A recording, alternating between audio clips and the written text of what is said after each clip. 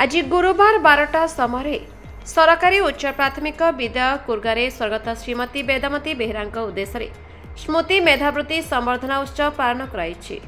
मुख्य अतिथि भाव सुंदरगढ़ सदर विधायक जोगेश कुमार सिंह योगदान करते सम्मानित अतिथि भाव अवसरप्राप्त प्रोफेसर जयानंद बेहरा आंचलिक साधना केन्द्र संयोजक अजित बारला उपस्थित थे। विद्यालय प्रधान शिक्षयित्री मिथिला नायक विवरणी पाठ करते।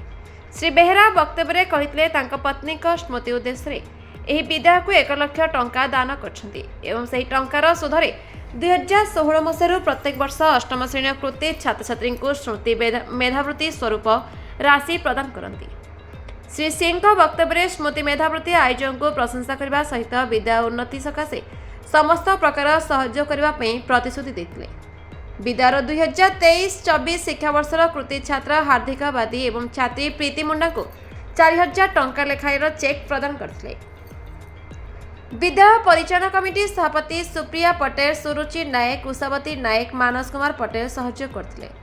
उक्त संवर्धना सभारे ग्रामर अवसरप्राप्त शिक्षक विनोद चंद्र पांडे, विजय बिहारी पटेल, किशोर चंद्र पटेल, मुरलीधर पटेल, इंद्रमणि खंडा, कोरबा नायक, वार्ड मेंबर सीमा पटेल प्रमुख भद्र व्यक्ति माने उपस्थित थे। शिक्षाविद मुरलीधर पटेल मंच परिचालन करते शिक्षयित्री बबीता नायक धन्यवाद अर्पण करते।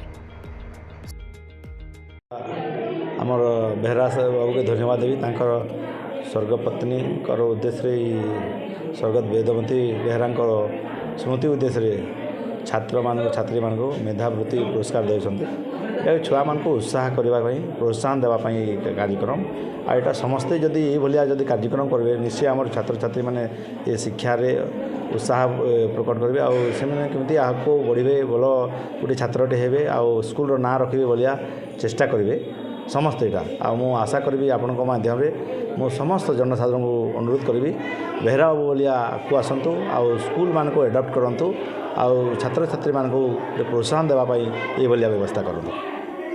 मु जड़े अवसर प्राप्त अध्यक्ष एवं प्रोफेसर जिते सरकार स्कूल एडप्ट कर योजना है मु स्कूल मोर सहधर्मिणी श्रीमती वेदमती बेहरा शिक्षकता करते एवं तांकर उद्देश्य ये स्कूल को तांकर उद्देश्य मुझे एडप्ट कली एवं तांकर स्मृति उद्देश्य 1 लाख टंका दे मेधावी प्रतिवर्ष तार सुधरू मेधावी छात्र छात्री मान को स्कॉलरशिप देवार व्यवस्था कली एवं स्कूल चारि कांथरे नीतिवाणी गुड़ाक लिखेनी मोर इच्छा जे स्कूल केमती उत्तरोत्तर उन्नति हो।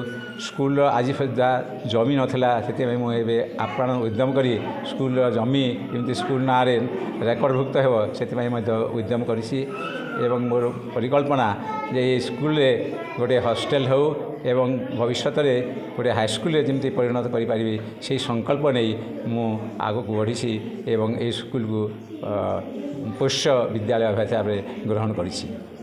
Sundargarh Sushant Kumar Sadeng report the Republic Odisha 24 news.